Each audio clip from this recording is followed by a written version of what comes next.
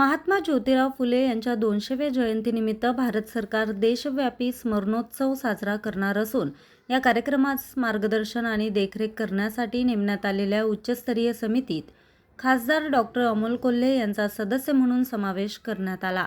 फुले दाम्पत्यांचा अभिमानास्पद इतिहास सांगणारी मी सावित्रीबाई फुले ही डॉक्टर अमोल कोल्हे यांची मालिका सध्या स्टार प्रवाह वाहिनीवर सुरू आहे।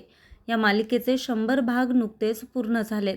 अशातच भारत सरकारनं देशव्यापी स्मरणोत्सव समितीवर सदस्य म्हणून खासदार डॉक्टर अमोल कोल्हे यांची नियुक्ती करणं हा विलक्षण योगायोग जुळून आलाय।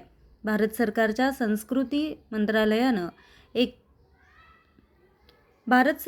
संस्कृती मंत्रालयानं 11 मार्च 2026 रोजी काढलेली अधिसूचना 13 एप्रिल रोजी प्रसिद्ध करण्यात आली। त्यानुसार पंतप्रधान नरेंद्र मोदी यांच्या अध्यक्षतेखाली 126 सदस्यांची उच्चस्तरीय समिती स्थापन करण्यात आली असून त्यात खासदार डॉक्टर अमोल कोल्हे यांचा समावेश करण्यात आला।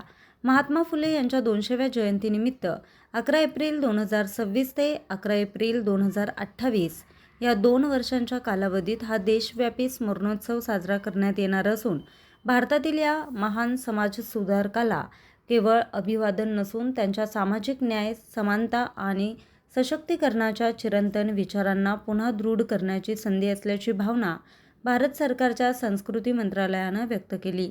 फुले दाम्पत्याचा अभिमानास्पद इतिहास नव्या पिढीपर्यंत पोहोचवण्यासाठी डॉक्टर अमोल कोल्हे यांची निर्मिती केलेल्या मी सावित्रीबाई फुले ही मालिका सुरू असताना भारत सरकारनं त्यांना देशव्यापी स्मरणोत्सव उच्चस्तरीय समितीवर नियुक्ती केल्यानं त्यांना हा इतिहास प्रखरतेनं मांडण्यासाठी बळ मिळणार आहे। या संदर्भात खासदार डॉक्टर अमोल कोल्हे म्हणाले की महात्मा फुले 200व्या जयंतीनिमित्त होणाऱ्या देशव्यापी स्मरणोत्सवाच्या उच्चस्तरीय समितीवर माझी नियुक्ती होणं हा माझ्यासाठी मोठा सन्मान असून महात्मा फुले यांचा विचार तरुण पिढीत रुजवण्याचा आमचा प्रयत्न सफल होण्यासाठी या समितीत सदस्यत्वाचा उपयोग होईल, असं खासदार डॉक्टर अमोल कोल्हे यांनी सांगितलं। बातमी संकलन नितीन कांबळे, मुख्य संपादक आज 24 तास, पुणे।